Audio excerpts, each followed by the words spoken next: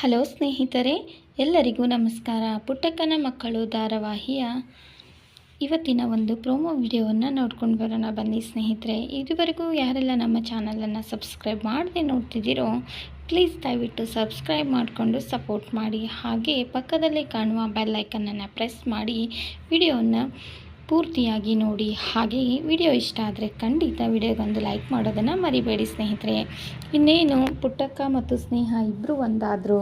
ಹಾಗೆಯೇ ರಾಧಾ ಮತ್ತು ಅವರ ತಾಯಿ ಮಾಡಿದಂಥ ಕುತಂತ್ರದಿಂದ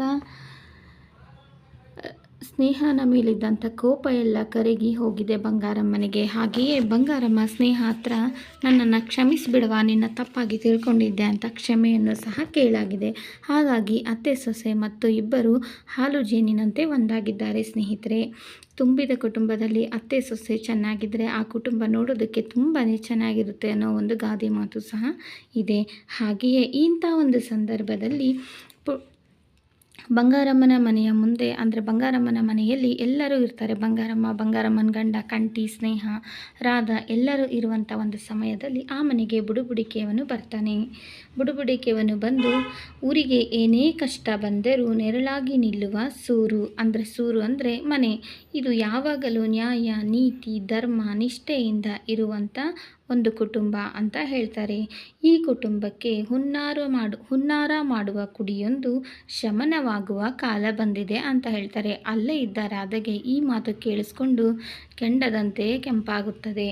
ಹಾಗೆಯೇ ಬುಡುಬುಡಿಕೆಯವರು ಸ್ನೇಹ ಮತ್ತು ಕಂಠಿಯನ್ನು ಗಮನಿಸಿ, ಗೋಕುಲದಂಥ ಈ ಮನೆಗೆ ನಂದ ಗೋಕುಲದ ಕೃಷ್ಣ ಬರುತ್ತಾನೆ ಅಂತ ಹೇಳ್ತಾರೆ. ಅಂದರೆ ಗೋಕುಲದಂಥ ಮನೆ ಅಂತಂದರೆ ಬಂಗಾರಮ್ಮನ ಮನೆ ನಂದಗೋಕುಲ ಇದ್ದ ಹಾಗೆ. ಈ ನಂದಗೋಕುಲಕ್ಕೆ ಒಬ್ಬ ಕೃಷ್ಣ ಬರ್ತಾನೆ ಅಂತ ಬುಡುಬುಡಿಕೆಯವನು ಹೇಳ್ತಾನೆ.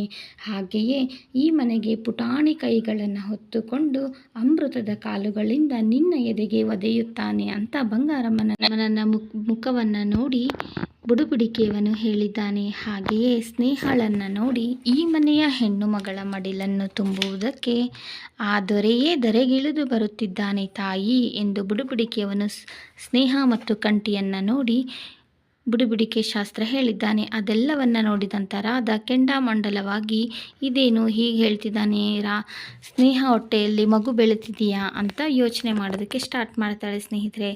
ಏನೇ ಆದರೂ ಬಂಗಾರಮ್ಮ ಮತ್ತು ಸ್ನೇಹ ಇಬ್ಬರು ಒಂದಾಗಿದ್ದಾರೆ. ಹಾಗೆಯೇ ಸಹನ ಹೋದ ಮೇಲೆ ಖುಷಿಯೇ ಇಲ್ಲದಂತಾದಂಥ ಪುಟ್ಟಕ್ಕನ ಮನೆಯಲ್ಲಿ ಈಗ ಸ್ನೇಹಾಗೆ ಮಗು ಆಗುತ್ತದೆ ಅನ್ನುವ ಒಂದು ಸಿಹಿ ಸುದ್ದಿ ಕೇಳಿದರೆ ಇನ್ನು ಪುಟ್ಟಕ್ಕನ ಮುಖದಲ್ಲಿ ಹರ್ಷ ತುಂಬುತ್ತದೆ. ಇದಿಷ್ಟು ಇವತ್ತಿನ ಒಂದು ಸಂಚಿಕೆಯ ಒಂದು ಸಣ್ಣ ಒಂದು ಝಲಕಷ್ಟೇ ಸ್ನೇಹಿತರೆ. ಮತ್ತೊಂದು ಇಂತಹ ವಿಡಿಯೋಗಳ ಹೊಸ ಮಾಹಿತಿ ಅಪ್ಡೇಟ್ಗಳಿಗಾಗಿ ನೀವು ಚಾನಲನ್ನು ತಪ್ಪದೆ ಸಬ್ಸ್ಕ್ರೈಬ್ ಮಾಡಿಕೊಂಡು ಸಪೋರ್ಟ್ ಮಾಡಿ ಸ್ನೇಹಿತರೆ. ಹಾಗೆ ವಿಡಿಯೋ ಇಷ್ಟ ಆದರೆ ಖಂಡಿತ ವಿಡಿಯೋಗೊಂದು ಲೈಕ್ ಮಾಡಿ. ಹಾಗೆ ಮತ್ತೊಂದು ವಿಡಿಯೋದೊಂದಿಗೆ ಮತ್ತೆ ಸಿಗೋಣ ಸ್ನೇಹಿತರೆ. ವಿಡಿಯೋ ನೋಡಿದ್ದಕ್ಕೆ ಎಲ್ರಿಗೂ ತುಂಬ ಹೃದಯದ ಧನ್ಯವಾದಗಳು.